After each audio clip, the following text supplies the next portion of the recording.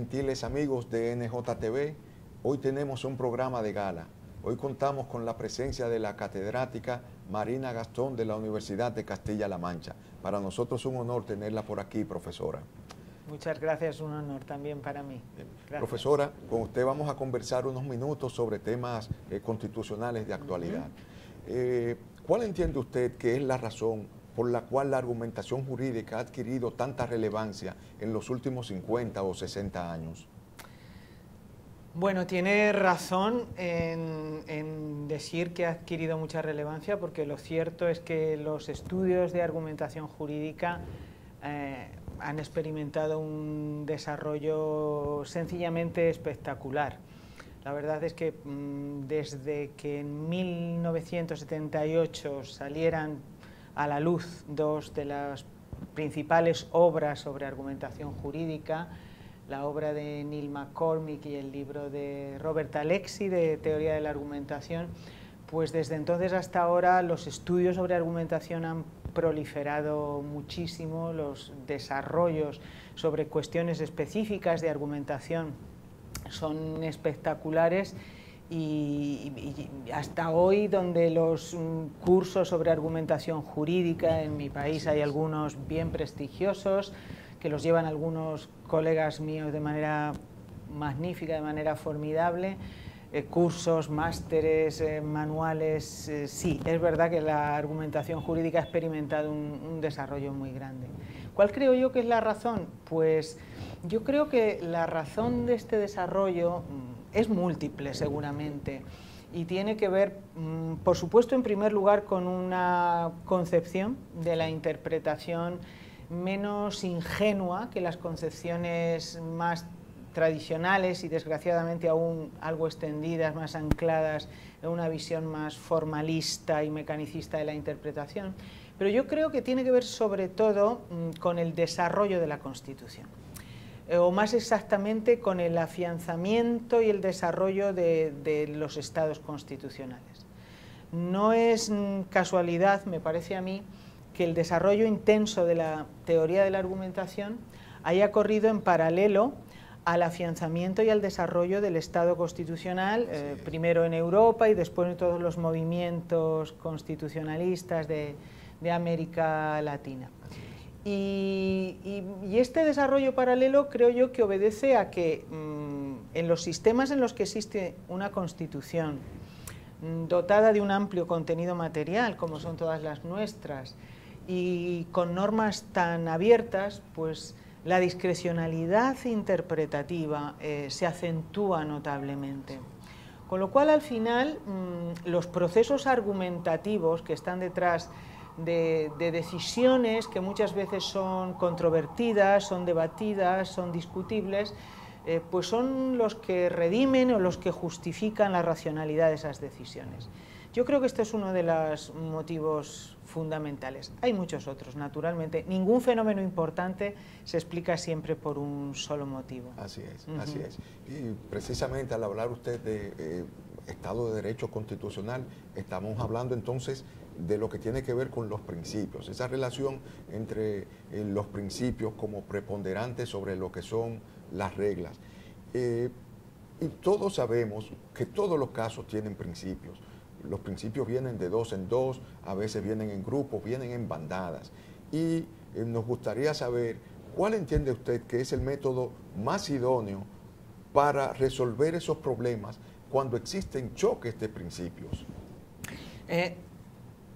Me parece que, aunque no lo haya expresado con esas palabras, está hablando usted de uno de los temas centrales y más discutidos, ¿no?, en la teoría jurídica actual y en la praxis jurídica actual también, que es el recurso a la ponderación, al juicio de ponderación, como recurso o instrumento argumental para la resolución de los conflictos de principios.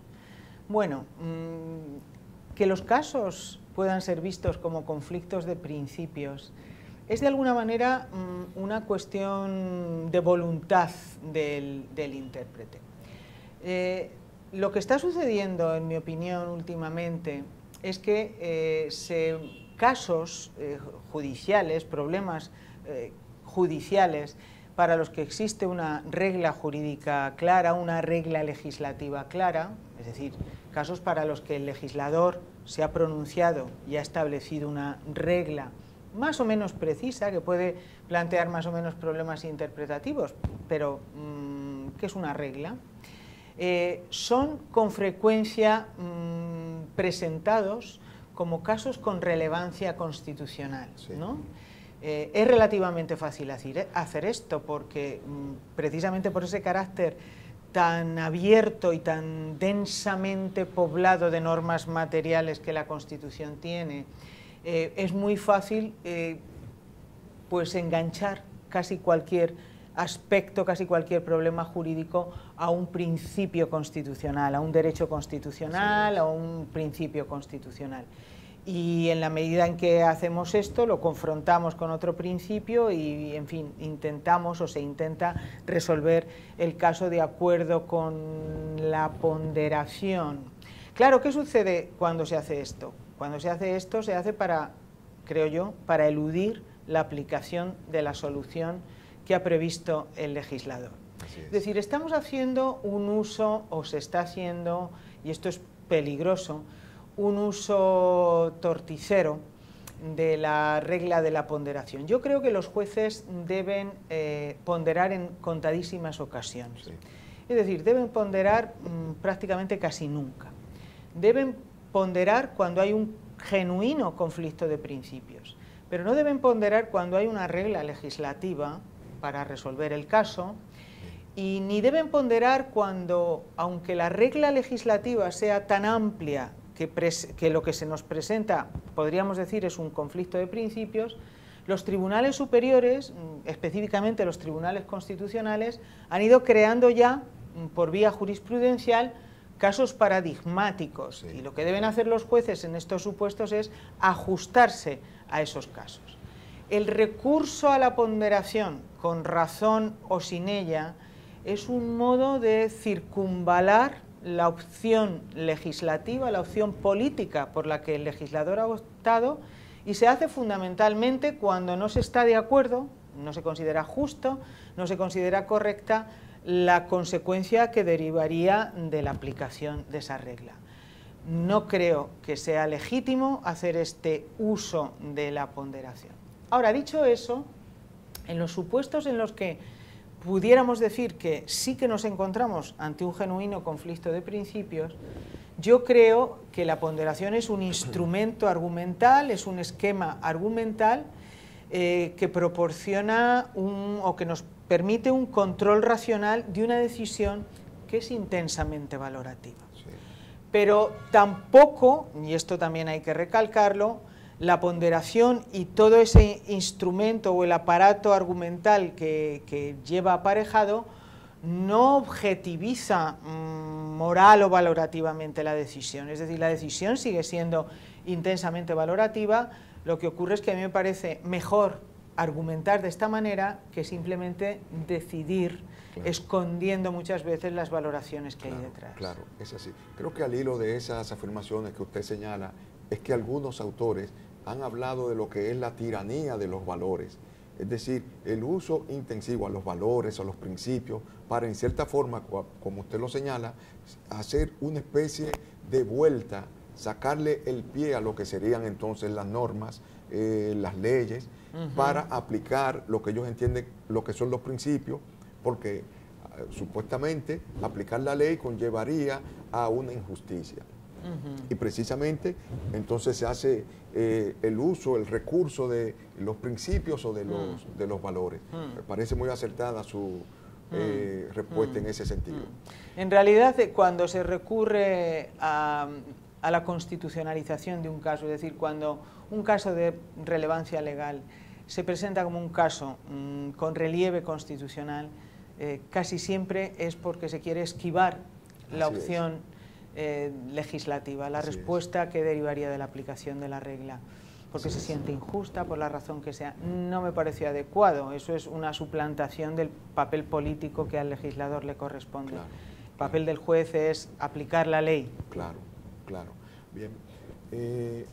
Usted también ha escrito diferentes libros que tienen que ver con la motivación probatoria, con lo que es la argumentación en el campo de lo que tiene que ver con la prueba. ¿En qué consiste la motivación de la prueba? Bueno, es cierto que he escrito mucho sobre esto, de hecho es uno de los temas que más me han interesado en los últimos 15 años probablemente. Durante un tiempo los juristas y los teóricos que se dedicaban a la argumentación jurídica no prestaron mucha atención a este campo esencial e importantísimo de la decisión judicial, pero en los últimos tiempos la verdad es que los desarrollos sobre el razonamiento probatorio han sido muy importantes. Yo he contribuido o he querido también hacer alguna incursión en este campo, y la motivación en realidad, o la llamada a la motivación de la prueba, es el reflejo de una visión racional de la decisión sobre los hechos, de un intento de racionalizar, una concepción racional de la valoración de la prueba. Desgraciadamente, en la praxis judicial sigue muy extendida, cada vez menos, o quiero pensar esto, sigue muy extendida una concepción de la valoración, del principio valorativo de la libre convicción, sí, bastante irracional, bastante subjetivista. Sí. Muchas veces cuando los juristas expresan qué es la libre valoración, suelen presentarlo como un poder que tiene el juez, una libertad que tiene el juez, sí, para valorar, las pruebas, ¿no? Para adoptar una decisión sobre los hechos. Claro, esta visión tan libre de trabas, tan libre de reglas, tan ausente de métodos, es inaceptable desde el punto de vista de cualquiera que aspire a racionalizar las decisiones judiciales. La prueba, su sentido es la averiguación de la verdad, y por tanto la prueba es un instrumento de conocimiento. Sí. Y como instrumento de conocimiento, valorar las pruebas, valorar las informaciones que han entrado al proceso a través de los medios de prueba, claro, no puede hacerse sino de una manera, razonando, claro, con inferencias a partir de leyes generales que desafortunadamente para los humanos son muy débiles, o más o menos débiles, no son leyes que nos permitan alcanzar certezas incuestionables. Nos movemos en el terreno de la incertidumbre, y cuando uno es consciente de que este es un campo de decisiones que se mueve en la incertidumbre, entonces la exigencia de dar cuenta de esas decisiones se muestra de manera evidente. Claro. Un Estado de derecho es enemigo de la arbitrariedad del ejercicio del poder, ¿no? El poder que tiene el juez para valorar las pruebas y decidir sobre los hechos es un poder que le ha sido delegado y por tanto debe dar cuenta también de cómo se ha ejercido. La motivación es el rompeolas de esa concepción racional de la valoración. Es lo que tiene que hacer el juez, las razones que tiene que dar el juez de por qué ha decidido lo que ha decidido. Y en este campo, desgraciadamente, queda un cierto camino por andar, porque la valoración, la obligación de dar cuenta cabal de las razones que están detrás, que respaldan las decisiones probatorias, pues no ha entrado aún plenamente en el ambiente que respiran los juristas. Pero también hay que decir que se está avanzando muchísimo en este punto. Así es. Yo creo que ahora en el Estado de Derecho Constitucional la motivación juega un rol muy importante. La prueba, la motivación de la prueba, así lo atestigua. Profesora, para nosotros verdaderamente ha sido un placer, un honor contar con usted en nuestro programa. No solamente agradecerle, sino también testimoniarle que nosotros, al tenerla usted aquí con nosotros, no solamente nos sentimos más, sino también mejores. Muchas gracias, profesora. Muchísimas gracias por la entrevista y sobre todo por la invitación a este curso, que ha sido muy interesante.